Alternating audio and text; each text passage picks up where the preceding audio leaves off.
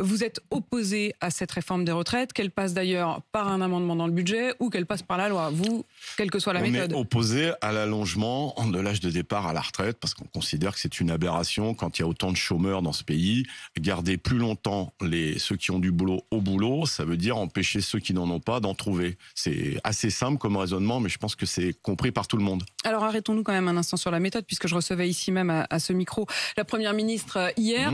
On ne peut pas dire qu'elle ait franchement dit clairement si ça allait passer par voie d'amendement dans le budget ou si ça serait par une loi, mais en tout cas, elle a promis qu'il y aurait du dialogue. Écoutez. Moi, je souhaite qu'il y ait du dialogue, de la concertation avec les partenaires sociaux, avec les groupes parlementaires à l'Assemblée.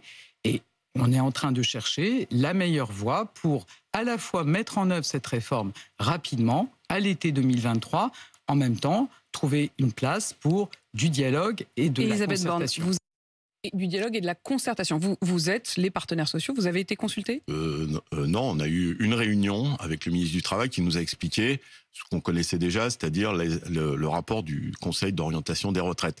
Mais c'est c'est un refrain qu'on connaît depuis un petit moment. Dialogue, concertation, on l'a connu avec d'autres premiers ministres, sur d'autres réformes des retraites, et à la fin, ça se finit toujours par 49.3.